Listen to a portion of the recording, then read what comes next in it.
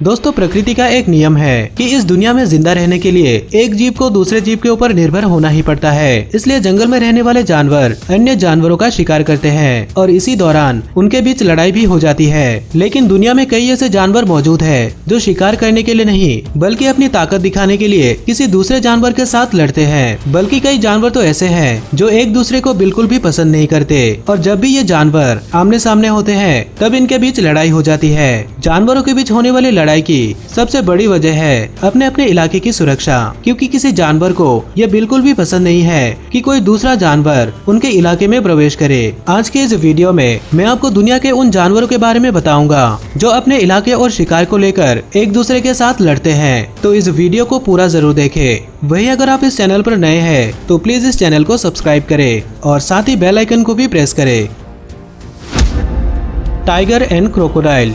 दोस्तों, टाइगर और क्रोकोडाइल दोनों ही खतरनाक जानवर हैं और ये दोनों जानवर एक दूसरे से दूर ही रहते हैं। लेकिन सुंदरबन में ऐसा नहीं है, क्योंकि यहाँ पर अक्सर बंगाल टाइगर और मगर क्रोकोडाइल आमने सामने आ जाते हैं। मगर क्रोकोडाइल दुनिया का सबसे बड़ा क्रोकोडाइल तो नहीं है, लेकिन फिर भी ये करीब 10 फीट तक लंबे हो सकते हैं और इनका वजन 200 किलो तक हो सकता है। इनके स्किन का कलर ऐसा होता है जिससे ये आसानी से पानी के अंदर छिप सकते हैं और अपने शिकार के काफी नजदीक तक जा सकते हैं। जब तक किसी जानवर को इनके बारे में पता चलता है उससे पहले ही ये उनके ऊपर हमला कर देते हैं। ज्यादातर केसेस में ऐसा हिरन के साथ ही होता है, लेकिन यहाँ पर हम एक हिरन की नहीं बल्कि एक बंगाल टाइगर की बात कर रहे हैं। ये दुनिया के सबसे खतरनाक शिकारियों में से एक है। ये ताकतवर होने के साथ साथ काफी फुर्तीले और चालाक होते हैं। इन दोनों का सामना अक्सर नदी के किनारों में हो जाते हैं, जहाँ पर टाइगर के जीतने के चांसेस 100% होते हैं। वही अगर हम पानी की बात करें तब भी टाइगर के जीतने के चांसेस ज्यादा है, क्योंकि टाइगर तैरने में माहिर होते हैं और ये जंप करके क्रोकोडाइल के ऊपर चढ़ जाते हैं। इसलिए ये लड़ाई चाहे कहीं पर भी हो, एक टाइगर लगभग हर बार क्रोकोडाइल को हरा देगा, लेकिन एक क्रोकोडाइल भी किसी टाइगर को हरा सकता है। मुझे पता है कि आप इस बात पर यकीन नहीं करेंगे, इसलिए आप टाइम्स ऑफ इंडिया के इस आर्टिकल को देखिए, जहाँ पर उन्होंने लिखा है कि सुंदरबन में एक क्रोकोडाइल ने एक टाइगर को मार डाला है। इन दोनों के बीच ये लड़ाई पूरी रात चली थी और अंत में क्रोकोडाइल ने टाइगर को हरा दिया था। एक्सपर्ट के मुताबिक सुंदरबन में ऐसा पहली बार हुआ है जब किसी क्रोकोडाइल ने एक टाइगर को हरा दिया है। चीता एंड बबून। दोस्तों, क्या आपने कभी सोचा है कि ऐसा कौन सा जानवर है जो दुनिया के सबसे तेज जानवर चीता के साथ मुकाबला करना चाहेगा? तो इसका जवाब है बबून, जो कि बंदर की एक प्रजाति है और इसे हम लंगूर के नाम से जानते हैं। जंगलों में कई बार ऐसा देखा गया है जब किसी लंगूर ने हिरन को चीता का शिकार बनने से बचाया है। अब आप जरा इस वीडियो को देखिए, जहाँ पर ये लंगूर चीता के पीछे पड़ा हुआ है। इस चीता की बस इतनी सी गलती थी कि ये इन लंगूर के इलाके में आकर पानी पी लिया था। इसके अलावा भी इंटरनेट पर कई ऐसी वीडियोस मौजूद है जहां पर लंगूर को चीता के ऊपर हमला करते हुए देखा गया है, जिससे ये चीता को अपने इलाके से भगा देते हैं। इन्हें देखने से ऐसा लगता है जैसे कि इन दोनों को एक दूसरे की शक्ल बिल्कुल भी पसंद नहीं है। Crocodile and hippo.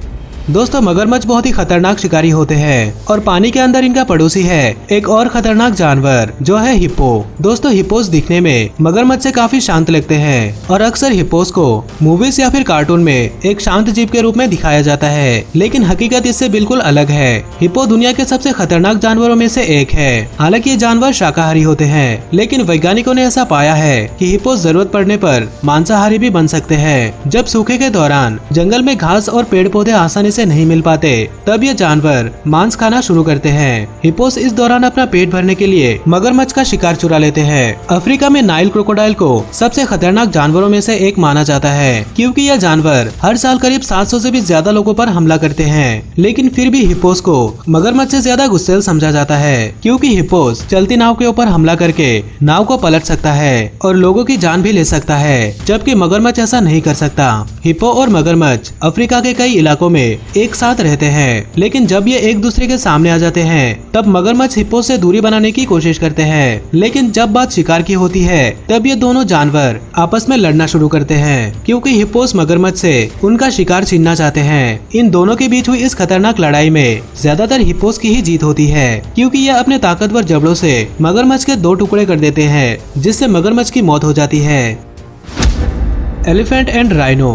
दोस्तों जैसा कि आप जानते हैं कि हाथी जमीन पर चलने वाला दुनिया का सबसे बड़ा जानवर है, वही दूसरी तरफ राइनो भी विशाल और ताकतवर है। लेकिन क्या आपने कभी सोचा है कि इन दोनों विशाल जानवरों के बीच की लड़ाई कितनी खतरनाक होती होगी? वैसे इन दोनों ही जानवरों का सामना एक दूसरे से काफी कम ही होता है, लेकिन जब ये दोनों एक दूसरे के सामने आ जाते हैं तब हमें एक भयंकर लड़ाई देखने को मिलती है। ऐसी ही एक लड़ाई हमें अफ्रीका के जंगल में देखने को मिला था, जहाँ पर हाथी और ब्लैक राइनो का झुंड आमने सामने आ गए थे। ये लड़ाई इतनी भयानक थी कि यहाँ पर कई ब्लैक राइनो की मौत हुई थी। ब्लैक राइनोस वैसे भी एक एंडेंजर्ड प्रजाति है और इस तरह से लड़ाई में इनकी मौत होना इनकी प्रजाति के लिए बिल्कुल भी सही नहीं है। लेकिन जब भी हाथी और राइनो का सामना होता है तब ज्यादातर मामलों में हमें एक भयानक लड़ाई देखने को मिलती है। ये दोनों ही जानवर एक दूसरे को काफी नापसंद करते हैं और इनकी लड़ाई होने के लिए किसी वजह का होना जरूरी नहीं है, इसलिए आमने सामने आते ही इनकी लड़ाई हो जाती है।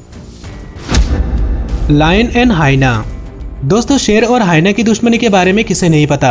इनकी यह दुश्मनी सालों पुरानी है और इस दुश्मनी को कई फिल्मों में भी दिखाया गया है। इन जानवरों को बस एक मौका चाहिए और मौका मिलते ही ये दोनों जानवर आपस में लड़ना शुरू कर देते हैं। लेकिन इस लड़ाई में अक्सर शेर की ही जीत होती है, लेकिन हर बार शेर की ही जीत होगी ऐसा जरूरी नहीं है। इन दोनों जानवरों की लड़ाई अक्सर शिकार को लेकर होती है। ये दोनों एक जैसे जानवरों का शिकार करते हैं और हाइना अक्सर शेर का शिकार चुरा लेते हैं, जिससे इन दोनों के बीच लड़ाई हो जाती है। इस लड़ाई में लकड़बग्घों की तादाद ज्यादा होती है और ये ज्यादातर बूढ़े शेरों को अपना निशाना बनाते हैं, क्योंकि एक बूढ़ा शेर अपना ज्यादातर समय अकेले में ही बिताता है। हाइना की सबसे बड़ी एडवांटेज ये है कि ये हमेशा ग्रुप में रहते हैं। इसके अलावा एक और एडवांटेज ये है कि इनकी पकड़ काफी मजबूत होती है। इनकी पकड़ इतनी मजबूत होती है कि अपने शिकार की हड्डियां भी तोड़ सकते हैं। कई बार इन दोनों जानवरों की लड़ाई इतनी खतरनाक हो जाती है कि यह लड़ाई कई दिनों या फिर हफ्तों तक चल सकती है। और इसका सबसे बड़ा उदाहरण है साल 1999 में इथियोपिया में हुए शेर और लकड़बग्घों की लड़ाई। ये लड़ाई करीब 2 हफ्तों तक चली थी और यह लड़ाई इतनी खतरनाक थी कि इसमें 30 लकड़बग्घों और 6 शेरों की मौत हुई थी। मोंगूस एंड स्नेक। दोस्तों सांप और नेवले की दुश्मनी के बारे में आप लोग जरूर जानते होंगे। हालांकि नेवले दिखने में काफी सुंदर और प्यारे होते हैं, लेकिन ये जानवर जब बच्चे देते हैं तब किसी इंसान को भी काट सकते हैं। दूसरी तरफ सांप दुनिया के सबसे खतरनाक जीवों में से एक है। हालांकि सभी सांप जहरीले तो नहीं होते, लेकिन इस दुनिया में शायद ही कोई ऐसा इंसान होगा जिसे सांपों से डर नहीं लगता।